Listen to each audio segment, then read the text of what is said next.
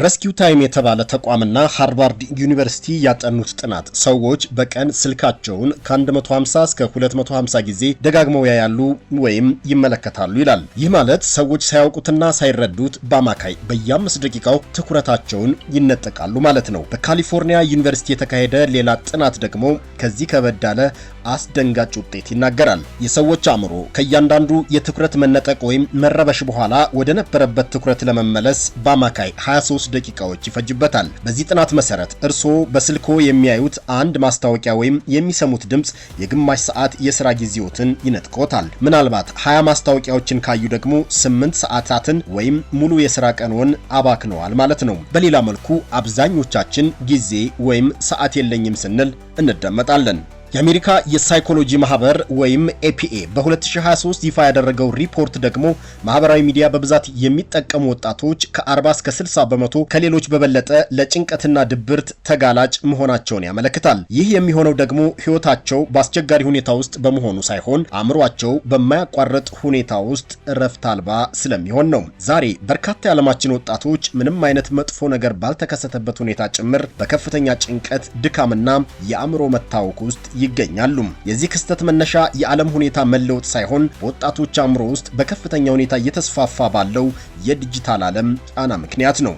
ይህ አደገኛ ጠላት የማይታይና በኪሳችን የሚኖር መሆኑ ደግሞ ችግሩን አወሳስቦታል። ዓለም አቀፍ የዲጂታል ሚዲያ ሪፖርት መረጃዎች እንደሚያመለክቱት ከሆነ ሰዎች በቀን ለ6 ሰዓት ከ37 ደቂቃዎች በዓመት ደግሞ ለ99 ቀናት ያክል በበይነመረብ ላይ ይጣዳሉ። ይሄኛው መረጃ በየዓመቱ 3 ወራትን ለሥራ፣ ለእድገት፣ ለቤተሰብ ወይም ለፈጠራ ሥራ ሳይሆን ከአንዱ ማህበራዊ ሚዲያ ወደ ሌላው በመገላበጥ እየተቀማን ነው እያለን ነው። እናም ጊዜ ህይወት ከሆነ በዲጂታል ሚዲያዎች ላይ በከንቱ የምናባክነው እያንዳንዱ ሰዓት የሰዓት ብክነት ሳይሆን የህይወት ብክነት ነው። አሳዛኙ ነገር ደግሞ አብዛኞቻችን ምን ያክል ክፉ ዋጋ እየከፈልን እንደሆነም አንረዳም። እንደ ኒውሮሳይንስ ተመራማሪዎች መረጃ የሰው ልጅ አእምሮ በቀን ከ7 እስከ 10 የሚደርሱ ተግባራትን ብቻ የመከወን አቅም ቢኖረውም አሁን ያለው የዲጂታል ዓለም ደግሞ በየቀኑ 400 የሚደርሱ ተግባራትን እንድናከናውን የሚያስገድድ ነው። በዚህ ምክንያት በሚሊዮን የሚቆጠሩ ሰዎች ምንም ሳይሰሩ ቢደክማቸውም የሚያስደንቅ አይደለም።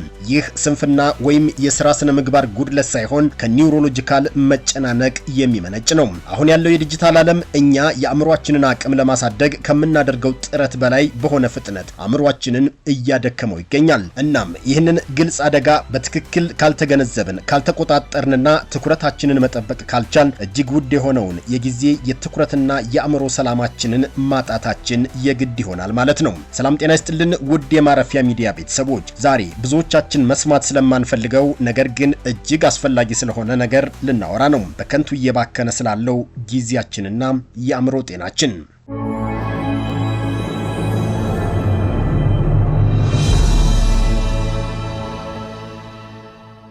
ህይወት ለማንም የተለየ ጊዜ ስጦታ የላትም ይላሉ ስለ ውጤታማ የጊዜ አጠቃቀም የሚያጠኑና የሚያስተምሩ ምሁራን። ለቢሊዮነሮች፣ ለመሪዎች ወይም እኛ ለምናደንቃቸው ሰዎች ተለይቶ የተሰጠ ጊዜ መጠን የለም። ሁላችንም ያለን እኩል 24 ሰዓት ነው። ለሀብታም የሚጨመር ለድሃ ደግሞ የሚቀነስ ሰዓትና ጊዜ በፍጹም የለም። ለባለተሰጥኦዎች የሚሰጥ የጊዜ ቦነስ ወይም ማበረታቻም እንዲሁ። እኔም እናንተም ቢልጌትም ዋረን ቡፌትም ኤለን መስክም ኃይሌ ገብረስላሴም እኩል 24 ሰዓት ነው የተሰጠን። እንደ ምሁራኑ እይታ ልዩነቱ ያለው የሰዓቱ መጠን ላይ ሳይሆን ሰዓትና ጊዜን የምንረዳበት መንገድ ላይ ነው። አንዳንድ ሰዎች ጊዜያቸውንና ሰዓታቸውን ራሳቸውን ለመለወጥ በትክክል ይጠቀሙበታል። አንዳንዶች ሳይገባቸውና ሳይረዱት በከንቱ ያባክኑታል። ሌሎች ደግሞ ጊዜ ራሱ ይሰራባቸዋል። እነዚህ ብቻ ሳይሆኑ ጊዜን ለመቅደም ማልዶ የሚነሱም በርካቶች ናቸው። ያለ ግልጽ ዓላማ መነሳት ግን ጊዜን አያስቆመውም። ከመነሳታችን በፊት ለምን እንደምንነሳ ማወቅ እጅግ አስፈላጊ ነው። ማለዳ 11 ሰዓት ላይ በመነሳት ብቻ ጊዜን መቆጠብና በአግባቡ ጥቅም ላይ መዋል አይቻልም። ጊዜን መቆጠብ የሚቻለው ኢንተርኔትና ማህበራዊ ሚዲያ ላይ የምናወድመውን በርካታ ሰዓት መቆጣጠር ስንችል፣ አእምሯችንን ባላስፈላጊ መረጃዎች፣ ወሬዎችና ማህበራዊ ሚዲያ ፖስቶች ምክንያት ከሚደርስበት ውስጣዊ መረበሽ መታደግ ስንችል፣ በጥቅሉ ከእንቅልፋችን በመንቃታችን ሳይሆን የነቃንበት ጉዳይ ሲገባን ብቻ ነው። እናም እውነታው ይሄንን ይመስላል። ቀናችንንና እጣ ፋንታችንን የሚወስነው ማንነታችንና ደረጃችን ሳይሆን ጊዜን የምንረዳበት መንገድ ነው። ጊዜያችን ወዴት እንደሚሄድ ካልገባንና ካልተረዳን አንድ ቀን በህይወታችን ወደ ኋላ መቅረታችን በትክክል እስከሚገባን ድረስ ጊዜያችንን ደቂቃ በደቂቃና ማህበራዊ ሚዲያዎችን በማገላበጥ በጸጥታ እናጠዋለን። በሌላ መልኩ ስለ ጊዜ ያለን ግንዛቤ የተቀየረ ቀን ግን ትኩረታችን፣ ባህሪያችንና ሁሉም የህይወታችን መስመር መቀየር ይጀምራል ማለት ነው። ምክንያቱም አእምሯችን በትክክል ሲነቃ ህይወታችን መንቃት ይጀምራልና።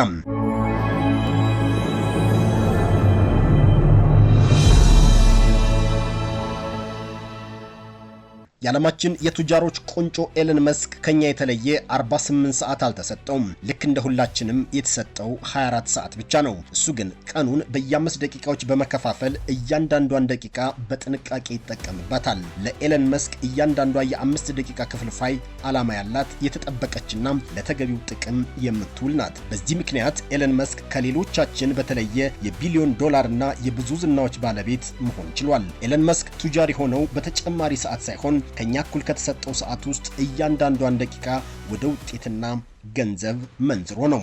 በታሪክ አጋጣሚ በጠንቃቃና ብልሃት በተሞላበት ኢንቨስትመንት ጉዞ ከትንሽ ተነስቶ ወደ ትልቅ የሀብት ማማ የደረሰው ወረን ቡፌት በቀን ከ4 እስከ 6 ሰዓታት ሲያነብ እየተዝናና አልነበረም። ማንበብ ትክክለኛ ውሳኔዎችን ለመወሰን አስፈላጊ መሆኑንና የተሻለ ውሳኔ መወሰን ደግሞ ወደ ቢሊዮን ዶላር የሚቀየር ወረት እንደሆነ ስለገባው ጊዜውን ለንባብ መጠቀም መርጧል እንጂ። ወረን ቡፌት በስኬታማና በጣም ስኬታማ በሆኑ ሰዎች መካከል ያለው ልዩነት በጣም ስኬታማ ሰዎች ለሁሉም ነገር በሚባል ደረጃ አልችልም ወይም አያስፈልገኝም ማለት መቻላቸው ነው። በጣም ስኬታማ ሰዎች ጊዜያቸውን እንደ ውድ ሀብት ይጠብቁታል። ለዛ ነው ገንዘብ ወደ እነሱ መምጣቱን የማያቋርጠው ሲል ይሰብካል። ባጭሩ እጅግ ስኬታማ ሰዎች ጊዜያቸውን ለሚነጥቅ ነገር ሁሉ ጆሮ የላቸውም ማለቱ ነው። አሜሪካዊው ስራ ፈጣሪ፣ ደራሲ፣ የዲጂታል ግብይት፣ የማህበራዊ ሚዲያና የብራንድ ግንባታ ሰው ጋሪ ቫይነርቸክ ስራ የጀመረው ቪዲዮዎችን በመቅረጽና ራሱ ኤዲት በማድረግ በየዕለቱ በማህበራዊ ሚዲያዎች ላይ በመለጠፍ ነው። በወቅቱ ስቱዲዮና የተደራጀ የሰው አቅም አልነበረውም። የነበረው ጽናትና ቆራጥነት ብቻ ነበር። ከስራ በኋላና በምሽት የነበሩትን ትናንሽ ነፃ ሰዓታት በሚገባ በመጠቀም የጀመረው የኦንላይን ወይም የዲጂታል ብራንዲንግ ስራ የሚሊዮን ዶላሮች ባለቤት ለመሆን አብቅቶታል። ሁሉም ሰው ቢሊዮነር ባይሆንም አብዛኛው ሰው ግን እንደ ቲክቶክ፣ ዩቲዩብ ወይም ፌስቡክ ያሉ ማህበራዊ ሚዲያዎችን ይጠቀማል። ጠንካሮች ደግሞ እነዚህን ማህበራዊ ሚዲያዎች ነፃ ጊዜያቸውን ተመልካችና አድማጭን ለማብዛት፣ ክህሎትን ለማሳደግ፣ ተጽዕኖ ለመፍጠርና ገቢን ለማሳደግ ተጠቅመውባቸዋል። በየቀኑ በዲሲፕሊንና በጽናት የሚጠቀሙት 1 ሰዓት የሥራ ዕድል በርካታ ስፖንሰርና መልካም ዕድሎችን ፈጥሮላቸዋል። ብዙ የዓለማችን ጎበዝ ተማሪዎች ለ10 ሰዓታት ቤተ መጻሕፍት ውስጥ አይገኙም። ሌሎች ከአንዱ ማህበራዊ ሚዲያ ወደ ሌላኛው በመዝለል የሚያጠፉትን 2 ሰዓት ብቻ በትኩረት አጥንተውበት ከፍተኛ ውጤት ያመጣሉ። ተመሳሳይና እኩል ሰዓት ግን የተለያየ ውጤት። አንዳንድ ተማሪዎች ባልተለመደ ሁኔታ ከፍተኛ ውጤት የሚያመጡት የተለየ ተፈጥሮ ኖሯቸው ሳይሆን ጊዜ አጠቃቀም ላይ ሲበዛ ጠንካሮች ስለሆኑ ነው። ከላይ ከጠቀስናቸው ሰዎች መካከል ጊዜን በሚፈልገው መልኩ የፈጠረ ሰው የለም። የተሰጣቸውን ጊዜ ግን በጥበብ ተጠቅመዋል። ሰዓትን ወደ ክህሎት፣ ክህሎትን ወደ እሴት፣ እሴትን ደግሞ ወደ ገቢ መቀየር የሚችሉበትን ጥበብ በሚገባ ተምረዋል። እናም ወሳኙ ጥያቄ ጊዜ ያለን ወይ የሚለው ሳይሆን የተሰጠንን ጊዜ ምን እየሰራንበት ነው የሚለው ይሆናል። እኛ በፕላኔታችን ላይ ከሚታወቁትና ስኬታማ ከሆኑት ሰዎች እኩል የሆነ 24 ሰዓት ካለን ወሳኙ ጥያቄ እነሱ እኛን ለምን በለጡን የሚለው አይደለም።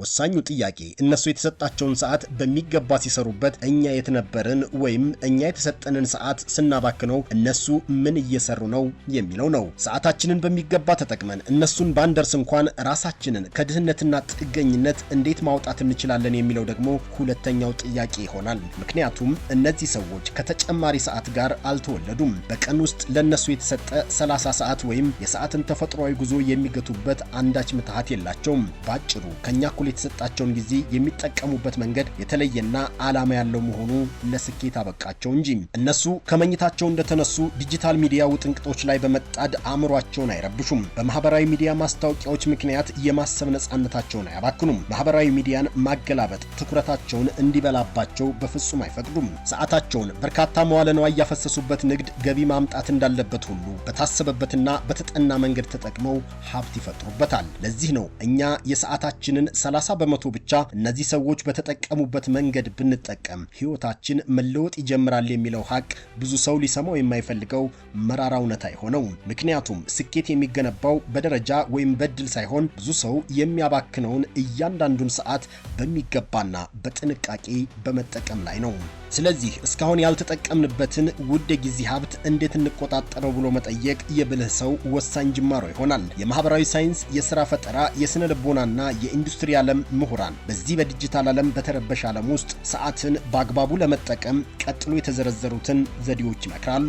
የጠዋት ጊዜን መቆጣጠር የመጀመሪያው ምክረ ሐሳብ ነው። የጠዋት ጅማሯችን የቀን ውሎ ትኩረታችንን፣ አቅማችንንና ውሳኔያችንን ይወስናል። ቀናችንን በግልጽ እቅድና ትኩረት መጀመራችን አእምሯችንን ከዲጂታል ዓለም ቁጥጥር አውጥተን ራሳችን መቆጣጠር እንድንችል ያግዘናል። ጠዋታቸውን ያልተቆጣጠሩና በተለመደው የዲጂታል ጉብኝት የጀመሩ ሰዎች የቀሪ ውሏቸው መሰረት የሆነውን ግልጽነትና ትኩረታቸውን ይነጠቃሉ። በዚህ ምክንያት ትርጉም ያለው ስራ ሊሰሩበት፣ ሊያድጉበትና እሴት ሊፈጥሩበት የሚገባውን ውድ ጊዜ በአእምሮ መረበሽ፣ በፍላጎት ማጣትና በትኩረት ማነስ የተነሳ ያባክኑታል። እናም ሁል ጊዜ የጠዋት ቀናችንን ስንጀምር ከተነሳንበት ጊዜ ጀምሮ ከ20 እስከ 30 ደቂቃ ባለው ጊዜ ውስጥ ስልካችንን ባለመክፈት አእምሯችንን ከትርምስ ነፃ ማድረግ ይጠበቅብናል። ቀጥሎ ዛሬ የምንሰራቸውን 3 ቁልፍ ተግባራት ለይተን መዘርዘርና በዛ ዕቅድ መሰረት መመራት መልመድ አንዱ ዘዴ ነው። ሁለተኛው ዘዴ 50-10 ሳይክል ወይም የጊዜ ዑደት ይባላል። እሱም ለ50 ደቂቃዎች የጀመርነውን ስራ በትኩረት መስራትና ለ10 ደቂቃዎች አእምሯችንን ማሳረፍ የሚል ዘዴ ነው። ይህም ተደራራቢ ተግባራትን ማስወገድ፣ ማስታወቂያዎችን መዝጋት፣ በጥቅሉ በስራ ወቅት አለመረበሽን ያካትታል። አንድን ስራ በትኩረት ለጥቂት ጊዜ መስራት ለረጅም ጊዜ ስራው ላይ ከመቆየት የበለጠ ዋጋ አለው ይላሉ የዘርፉ ሰዎች። በመሆኑም ከምንጠቀመው ሰዓት ውስጥ 50 ደቂቃውን በጥልቀት በመስራትና 10 ደቂቃውን ደግሞ ራሳችንን በማሳረፍ ጥሩ የጊዜ አጠቃቀም ባህልን ማሳደግ እንችላለን ማለት ነው። የዲጂታል መሳሪያዎችን ረብሻ መቆጣጠር ደግሞ ሌላኛው ዘዴ ነው። በተለይም ሁልጊዜ በስራ ሰዓት የእጅ ስልካችንን ከስራ ጠረጴዛችን ላይ ማራቅ አለብን። ካልሆነ በማያቋርጥ የዲጂታል ጥሪ፣ ቴክስት ወይም ማስታወቂያ ፈተና ውስጥ እንወድቃለን። የእጅ ስልካችንን ከአጠገባችንና ከስራ ጠረጴዛችን ላይ ማራቅ እነዚህን ፈተናዎች በማሸነፍ ጊዜያችንን ወደ ውድ ሀብት ለመቀየር የምንችልበት ወሳኝ መሳሪያ ነው። ከዚህም በተጨማሪ የዲጂታል ሚዲያና መሳሪያዎች አጠቃቀማችንን በጊዜ በመገደብና በተመጠነ ጊዜ ብቻ በማየት ወይም በመጎብኘት ዲጂታል ሚዲያዎች ላይ ያለ ገደብ የምናጠፋውን ውድ ጊዜያችንን መቆጣጠር እንችላለን። ከመተኛታችን በፊት ለ1 ሰዓት ያክል ከዲጂታል ስክሪኖች መራቅ ምሽታችንን ለማሳመር የምንጠቀምበት ቁልፍ ዘዴ ነው። ይህ ዘዴ የአእምሯችንን እሳቤ ስሪት በማደስ የነጋችንን ውሎ በዲሲፕሊንና በሚገባ ለመምራት ያግዘናል። ጊዜያችንን ሳናውቀው የሚወስዱብንን ነገሮች ወይም ጊዜያችንን የሚያባክኑብንን ነገሮች መለየትም ሌላኛው ጠቃሚ ዘዴ ነው። ያላወቅነውንና ያልተረዳነውን ነገር መቆጣጠር ስለማንችል የውዱ ጊዜያችን ወሳኝ ጠላቶችና ቀበኛዎች ምን እንደሆኑ በመለየት ተገቢ የመቆጣጠሪያ ዘዴዎችንም መጠቀም የግድ ይለናል። ጊዜ ታላቁ የሰው ልጅ ፍትሃዊ ስጦታ ነው የሚለው አባባል ቀላል ግን ደግሞ ደረቅ እውነታ ነው። ተማሪም ሆነ ስራ ፈጣሪ ወይም ታዋቂ ዓለም አቀፍ መሪ ሁሉም ተመሳሳይ 24 ሰዓት ተሰጥቶታል።